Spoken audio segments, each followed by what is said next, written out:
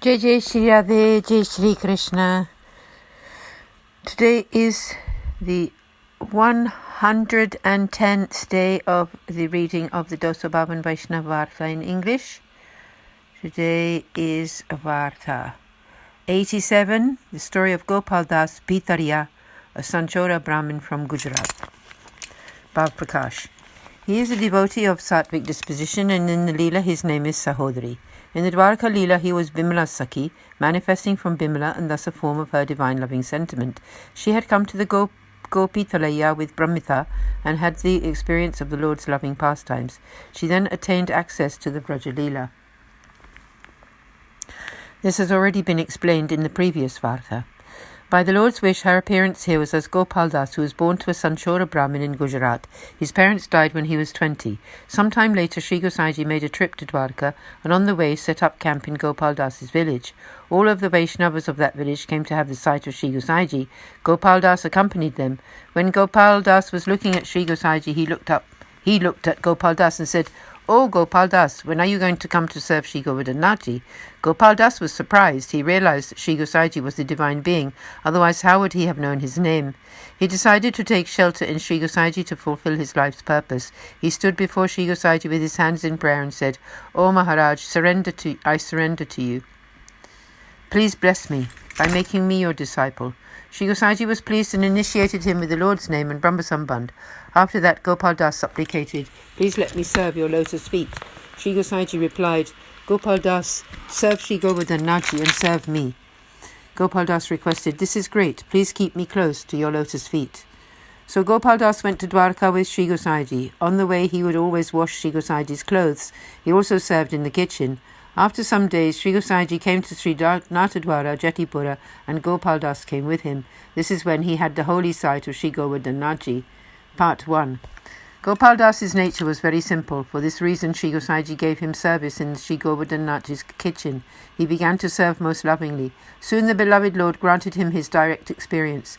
Gopal Das used to converse with him. Sri Gosaiji knew that Srinathji had blessed Gopal Das in this manner. Sometimes he used to ask Gopal Das what they had spoken about. Gopal Das happily told Sri Gosaiji everything. Once during his stay in Natadwara, Sri Gosaiji came to sit in his betak after partaking of Mahaprasad. There he was eating pan bida. He had eaten half the prasadi pan and the other half was in his hand. At that moment, Gopal Das, who had been hanging up Sri Gosaiji's dhoti to dry, bowed to Sri Gosaiji and said, "O Maharaj, I was coming from Apsarakund after washing this dhoti and Srinathji was sitting there on the way to Punchri. He saw me and said, 'I am hungry.' He asked me to bring some cooling preparations over there." Sri Gosaiji immediately bathed, went up on Sri Giriraji and made some suitable preparations. He put them on a big tray, covered them with the cloth, and carried this tray on his shoulders, walking with bare feet. As he did so, Dharamdas, a cowherd, met him on the way. He asked Sri Gosaiji, "O Maharaj, where are you going with bare feet at this time of day?" Sri Gosaiji replied, "I heard that Srinathji is sitting near here. Can you tell me where?" Dharamdas pointed out a distant grove of trees in Baroli and told Sri Gosaiji that Srinathji was sitting there. Sri Gosaiji made his way over to that place. There Srinathji, accompanied by Balaram and his cowherd friends, was playing Sri Gosaiji at their holy site and then offered the tray of preparations to them. All of them gladly accepted the offerings. Srinathji addressed Sri Gosaiji, "You have made a lot of effort to come here. Please go home and from today onwards do not listen to what others have to say.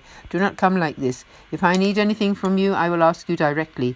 In this way, Srinathji was very pleased with Sri Gosaiji, who then returned home. Srinathji went off to the forest to play, and in this way Srinathji enjoyed Sri Vrindavan, and Sri Gosaiji was ever ready in his service.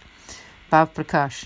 A question might arise here as to why Srinathji told Gopal Das that he would like to have certain preparations, and then, when Sri Gosaiji brought them to him, he told him not to do that again, not to listen to what he said, and not to come like that again.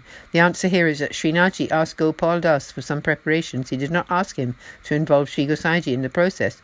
Sri Gosaiji could have sent the offerings to him with Gopal Das and he would have accepted them. However, Sri Gosaiji is quite possessive when it comes to Srinathji, and so he went himself, wherein he showed his mood as a servant. He had already once made offerings in this very manner to the Lord in Shamdak.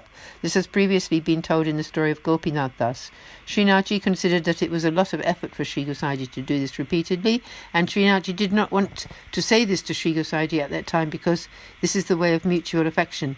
One feels a lot of pain when the beloved makes a lot of effort on their behalf. This is why Srinathji forbade Sri Gosaiji to come to him again in that way. Thus concludes Varta 87, the story of Gopal Das, an accomplished Vaishnava and the recipient of Sri Gosaji's great grace. There is no end to his tale. Continuing on to Varta 88, the story of one Kshatriya from the east, whom Sri Gosaji had initiated by Sri Giridharji, Bhav Prakash. He is a devotee of Sattvic disposition. In the eternal Leela, his name is Krishna Priya. He resembles the Lord, therefore everyone calls him Krishna Priya, or dear to Krishna. Krishna Priya has a very innocent character. She manifests from Gunachur and is therefore a form of her divine loving sentiment. There is a village in the east about 40 miles away from Sri Jagannath Puri. He was born in this village to a wealthy Kshatriya. From a young age he was very keen on listening to divine discourses. He would go wherever one was arranged. He would also lovingly serve any saintly being or mendicant who came to the village. His parents died when he was 18. Then he began to serve the saintly souls even more fervently. He would offer any one of them who came to his village a fine welcome. He fed those who were hungry, clothed those who were threadbare, and managed to massage their feet at night. His service to them was full of love, and he became very well known, and many came to visit him. Once a renunciate came to his house in the middle of the night. It was the cold season. It was very cold, and he had nothing to wrap himself in and was thus shivering. He knocked at the Kshatriya's door, but he was not home, for he had gone away for some purpose. The renunciate was frustrated, but he remained lying at the door. However, he left his body due to the cold. In the morning the Kshatriya returned home and found the renunciate lying there dead. The Kshatriya thought to himself, "See, this poor man had heard of me and had come to me, but I was not in, and so he has died of cold. This is a huge offence on my part. Oh, what should I now do?" He was steeped in anxiety.